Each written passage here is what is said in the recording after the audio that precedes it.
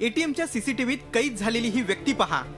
याच व्यक्तीनं आपल्या साथीदारांसह नागपुरातल्या 4 एटीएम केंद्रांवर हल्ला करत तब्बल 25 लाख रुपये लुटलेत। हिंगणा रोडवरच्या याच सेंट्रल बँकेच्या एटीएमला चोरट्यांनी टार्गेट केलं। अवघ्या 20 मिनिटात त्यांनी 17 लाख रुपये लुटलेत। ते एवढ्यावरच थांबले नाहीत, पुरावे नष्ट करण्यासाठी त्यांनी एटीएमला पेटवून दिलं।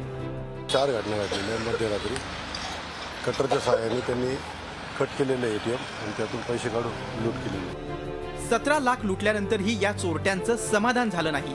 वाडी पोलीस ठाण्याच्या हद्दीतील सिंडिकेट बँक आणि हिंगणा पोलिसांच्या अधिकार क्षेत्रातील यूसीओ बँकेवर त्यांनी दरोडा टाकला। या दोन्ही एटीएम मधून त्यांनी तब्बल 8 लाख रुपये लुटलेत। त्यानंतर त्यांनी आपला मोर्चा इंडिया वनच्या एटीएम कडे वळवला। मात्र बाहेरचे कॅमेरे फोडण्यापलीकडे त्यांनी काही केलं नाही। गॅस कटरच्या मदतीनं मशीन कापत या चोरट्यांनी हा डल्ला मारलाय।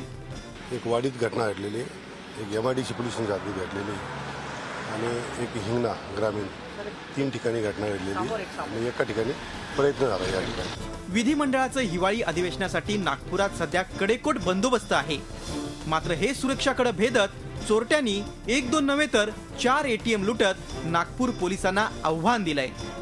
Akhilesh Halve, Zee media, Nagpur. Zee 24 तास रहा एक पाऊल पुढे।